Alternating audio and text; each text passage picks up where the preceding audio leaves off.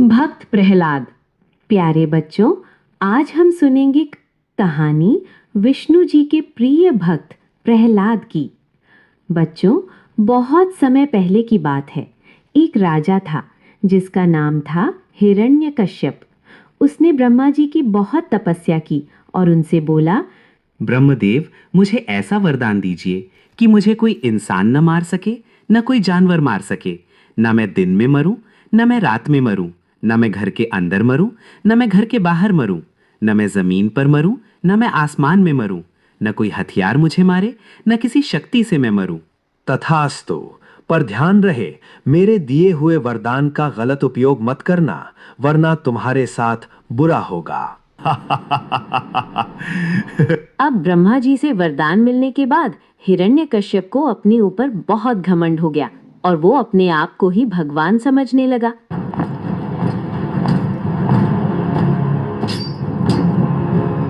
मुझे भगवान मानो, मैं तुम्हारा भगवान हूं।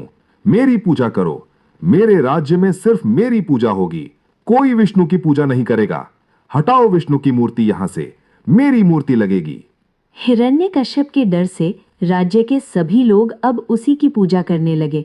डर की वजह से सबने विष्णु जी की पूजा करनी छोड़ दी। हिरण्यकश्यप का एक नन्हा पुत्र था जिसका नाम था प्रहलाद। बचपन से ही प्रहलाद ने अपनी माँ कायाधु से भगवान विष्णु की बहुत सी कहानियां सुनी थीं। तभी से प्रहलाद को भगवान विष्णु के प्रति भक्ति जाग गई। उसे पता था कि भगवान विष्णु स्वयं नारायण हैं और वही इस धरती के रक्षक हैं। इसीलिए वो भगवान विष्णु की बहुत पूजा करता था और हमेशा श्रीहरि विष्णु का नाम लेता था। वो ओम नमो भगवते वासुदेवाय नमः बोलते हुए भगवान विष्णु को याद करता था। प्रहलाद को भगवान विष्णु का नाम लेते देखकर उसकी माँ बहुत खुश होती थी। एक दिन हिरण्यकश्यप को पहरेदारों ने बताया कि प्रहलाद उनकी पूजा करने की जगह विष्णु जी की पूजा करता है। ये सुनकर हिरण्यकश्यप को बहुत गुस्सा आया और उसने प्रहलाद को दरबार में बुलाया और बोला, प्रहलाद, तुम विष्णु की पूजा नहीं करोगे। यहाँ का राजा मैं हूँ, मैं तुम्हारा भगवान हूँ, मैं तुम्हारा पिता हूँ, तुम मेरी पूजा करो। पिताजी, मैं आपकी पूजा अवश्य करूंगा क्योंकि आप मेरे पिता हैं, किंतु मैं विष्णु जी की पूजा भी करूंगा क्योंकि वो सारी जगत के पिता हैं। पिताश्री, भगवान तो स्वयं नारायण हैं, हम तो केवल इंसान हैं।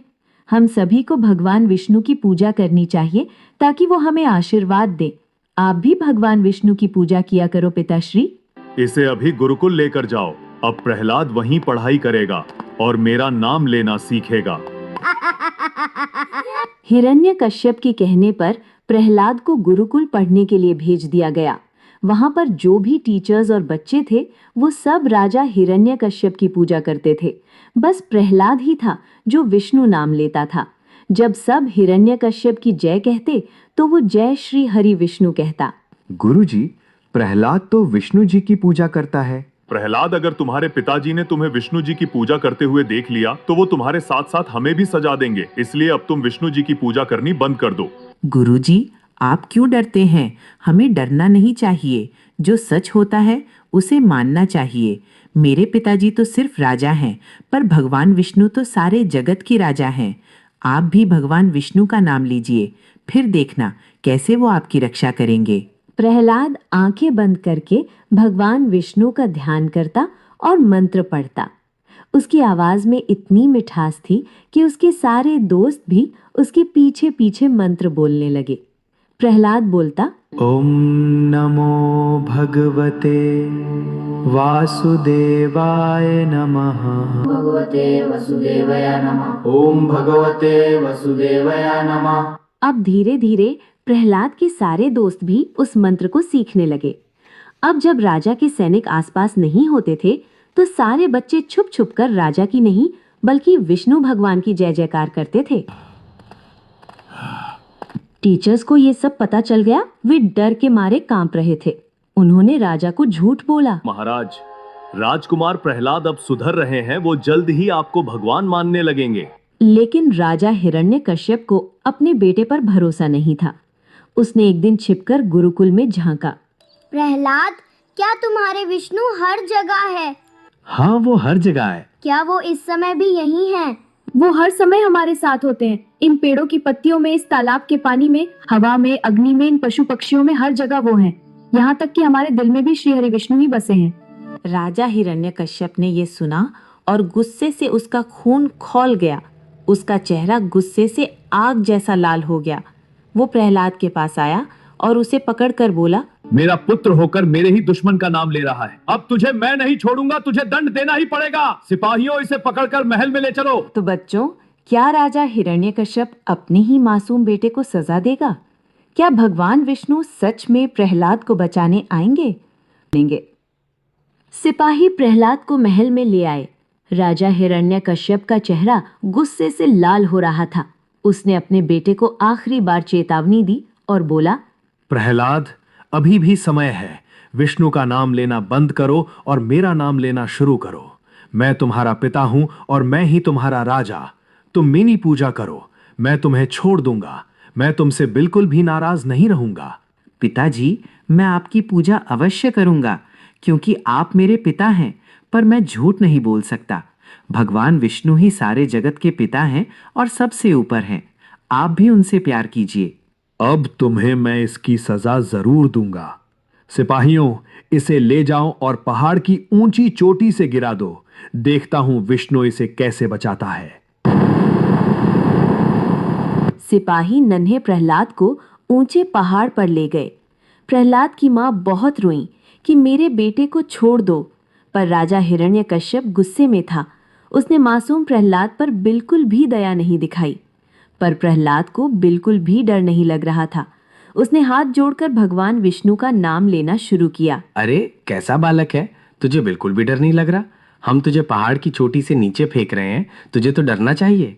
जिसके साथ भगवान होते हैं उसे डर कैसा? मेरे साथ मेरे विष्णु भगवान हैं। मुझे पता है वो मुझे कुछ नहीं होने देंगे, तो मुझे डर क्यों लगेगा? हमें महाराज की आज्ञा का पालन करना है। हम तुम्हें नीचे जरूर फेंकेंगे। चलो, नीचे गिरने के लिए तैयार हो जाओ। सैनिकों ने प्रहलाद को पहाड़ से नीचे फेंक दिया। प्रहलाद हाथ जोड़कर ओम नमो भगवते वासुदेवाय नमः मंत्र बोलने लगा। उसकी आंखें बंद थीं और वो मन ही मन भगवान विष्णु का नाम ले रहा था। अचानक विष्णु जी की सुपर पावर ने प्रहलाद को नीचे गिरने से रोक लिया। वो अपने हाथों ने प्रहलाद को उठा लेते हैं और उसे नीचे नहीं गिरने देते। जय श्री हरि विष्णु। आप? हाँ प्रहलाद, मैं।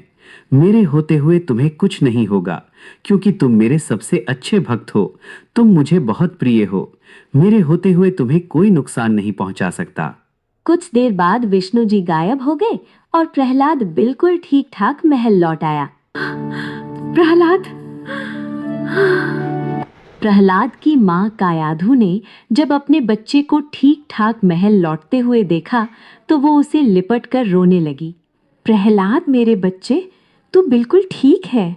माँ, आपको पता है, मुझे विष्णु जी ने अपनी गोदी में उठाया और मुझे बहुत प्यार भी किया। उन्होंने कहा वो मुझे कभी कुछ नहीं होने देंगे। मैं उनका सबसे प्रिय भक्त हूँ। वो मुझे बहुत प्यार करते हैं। तुझे विष्णु ने नहीं बचाया। तेरी किस्मत अच्छी थी कि तू बच गया, पर हर बार किस्मत अच्छी नहीं होती। इस बार तू नहीं बच पाएगा। अब मैं तुझे जंगल में अंधेरी गुफा में भेजूंगा। वहां पर जंगली जानवर तुझे खा जाएंगे। राजा हिरण्यकश्यप ने प्रहलाद को जंगल में बनी एक गुफा में भेज दिया। सिपाही प्रहलाद को अकेला गुफा में छोड़कर आ गए, पर बहादुर प्रहलाद बिल्कुल भी नहीं डरा। गुफा में बहुत सारे सांप थे जो प्रहलाद के आसपास घूमने लगे, पर प्रहलाद ने जैसे ही भगवान विष्णु का नाम लेना शुरू किया, सारे सांप उसके आसपास बैठ गए, मानो वो भी भगवान का भजन सुन रहे हो। अगली सुबह जब प्रहलाद महल वापस आया तो उसे जिंदा देखकर राजा हिरण्यकश्यप चौंक गया। तू जिंदा लौट आया? ऐसा कैसे हो सकता है? मैंने तो तुझे अंधेरी गुफा में भेजा था। वहां पर तुझे सांपों ने नहीं काटा? पिताजी, सांप तो मेरे दोस्त बन गए थे और विष्णु जी भी मेरे साथ थे, इसलिए मुझे कुछ नहीं हुआ। हर समय विष्णु विष्णु विष्णु। अब देख मैं क्या करता हूं। सिपाहियों, कल इसे राजमहल के मैदान में लेकर आना। हम इसे पागल हाथियों से कुचलवा देंगे। अगली सुबह राजमहल के एक बहुत बड़े मैदान में बहुत भीड़ थी। राजा हिरण्यकश्यप घमंड से बहुत खुश हो रहा था। प्रहलाद के चेहरे पर बिल्कुल भी डर नहीं था। प्रहलाद, मुझे प्रणाम कर रहे हो ये अच्छी बात है, आशीर्वाद भी मिलेगा, लेकिन मैं तुम्हारा भगवान भी हूँ, इसलिए मेरी जय जयकार भी करो। चलो बोलो, भगवान हिरण्यकश्यप की जय।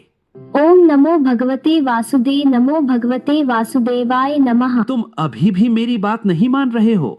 सिपाहियों, पागल हाथी लेकर आओ। सिपाहियों ने उन हाथियों को प्रहलाद की तरफ दौड़ा दिया, पर हाथी प्रहलाद के पास गए और वहीं रुक गए। हाथी वहीं प्रहलाद के पास बैठकर बिल्कुल शांत। अच्छा, तो तुम सब भी विष्णु जी का नाम ले रहे हो? हाथी महाराज, आपकी भी जय हो।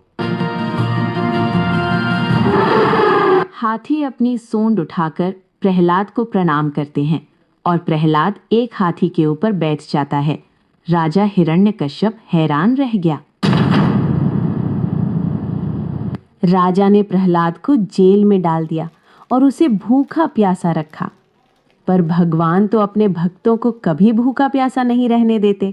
विष्णु जी तुरंत अपने भक्त के पास दौड़ कर चले आए। बेटा, आंखें खोलो, देखो मैं तुम्हारे सामने हूं। बोलो, तुम्हें क्या चाहिए? भगवान जी, मुझे तो बस आप अपना आशीर्वाद दे दो और मैं हमेशा आपका नाम लेता रहूं, मुझे ऐसी शक्ति दो। मेरे प्यारे बच्चे, अगर भूख लगे तो तुम ये खा लेना। भगवान विष्णु के चमत्कार से प्रहलाद के सामने बहुत सारे टेस्टी टेस्टी पकवान आ गए। फिर प्रहलाद ने खुशी खुशी खाना खाया और सो गया।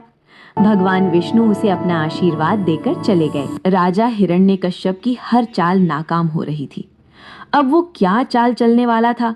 क्या अपने पिता के दिए हुए दंड से छोटा सा भक्त प्रहलाद घबरा जाएगा और विष्णु जी का नाम लेना छोड़ देगा? ये सब तो हमें इस कहानी के अगले एपिसोड में ही पता चलेगा।